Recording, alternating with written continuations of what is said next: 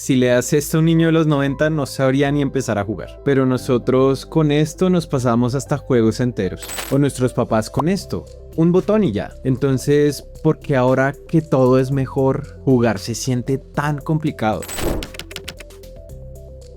Los controles cambiaron, es obvio, pero lo interesante no es cómo, sino el por qué. Porque cada botón que se añadió, cada forma que cambió, también nos cambió a nosotros. Al principio todo era ridículamente simple, una palanca y un botón. Y con eso tenías que hacerlo absolutamente todo. Saltar, un botón. Disparar, un botón. Esquivar, la palanca. Estrategia, buena suerte. Había juegos donde no sabías ni qué estabas haciendo, pero lo hacías con confianza, y lo curioso es que nunca se sentía complicado. No había tutoriales, no había configuraciones, no había sensibilidad del stick, solo encendías el juego y jugabas. Pero claro, eso tenía un precio. Los juegos eran muchísimo más simples, más limitados y muchísimo más injustos. Te mataban y no sabías por qué. Se guardaba tu puntuación y a comenzar de cero nuevamente. El control no intentaba ayudarte, no intentaba entenderte, te obligaba a adaptarte. Y funcionaba, hasta que dejó de ser suficiente. Porque los juegos empezaron a crecer y ese botón ya no alcanzaba. Entonces pasó lo inevitable, la evolución. Los juegos se volvieron más complejos y los controles tuvieron que alcanzarlos. Así que añadimos botones. 2, 4, 6, 8...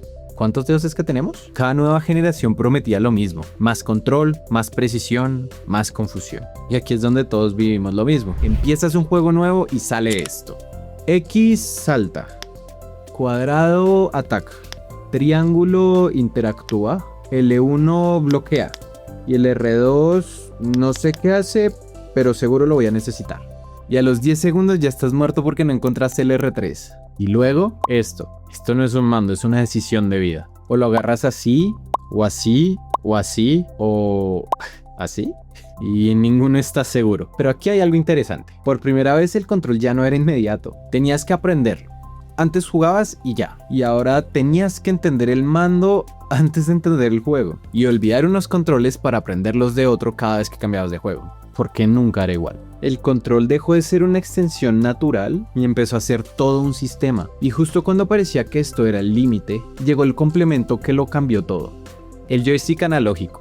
No una palanca como el Atari, algo en conjunto con todos los botones y mucho más preciso. Por primera vez no te movías solo en direcciones, te movías libremente.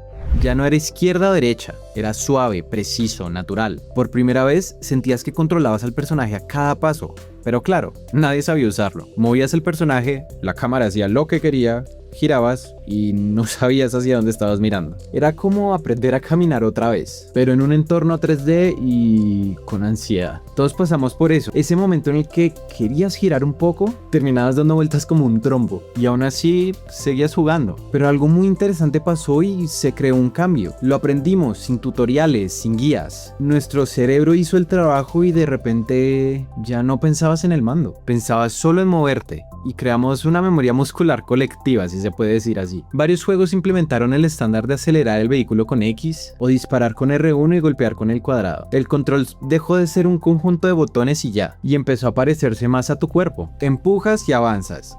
Giras suave y la cámara gira suave, giras fuerte y la cámara gira fuerte. Era intuitivo, orgánico. Hasta controles como estos eran fáciles de usar y los entendías apenas abrías el juego. Pero eso también cambió algo más. Ahora el problema ya no era el control, eras tú. Si fallabas no podías culpar al mando. Y entonces cuando el control parecía ya casi perfecto, decidieron ir un paso más allá. No estoy hablando de cambiarle el color o añadirle vibración, ni tampoco de hacerlo mucho más cómodo. Estoy hablando de algo mucho más allá. Y cuando parecía que ya teníamos el control perfecto, decidieron hacerlo mucho más real. Primero dejamos de pulsar y empezamos a movernos. Golpeas, el personaje golpea. Apuntas, el juego responde. Y de repente descubrimos algo, que no estábamos en forma para jugar. Pero no se quedaron ahí, ahora el control siente. Vibra diferente según el terreno. Los gatillos se endurecen. Te da resistencia, te responde y además está diseñado para tu mano. No piensas cómo agarrarlo, simplemente encaja, como siempre hubiera sido así. Ya no implementan más botones, los acomodan para que sea más fácil apretarlos. O ir un paso más allá con las palancas de los Pro Controller, que es un acceso aún más rápido a los botones que ya conoces. Se acabaron los días de sufrir del túnel carpiano por agarrar una caja con botones. Durante años pensamos que la evolución de los controles era añadir más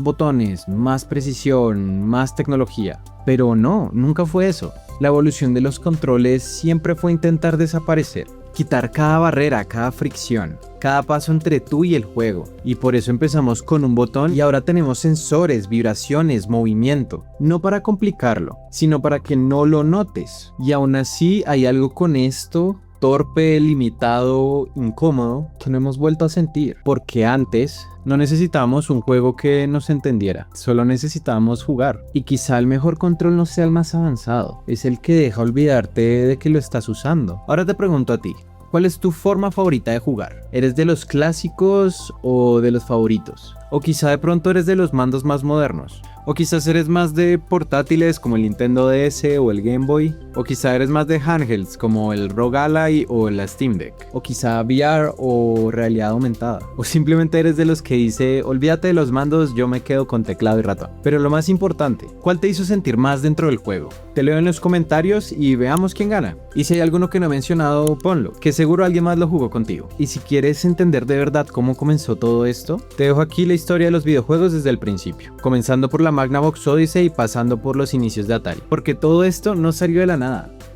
Nos vemos en la siguiente y muchas gracias por ver.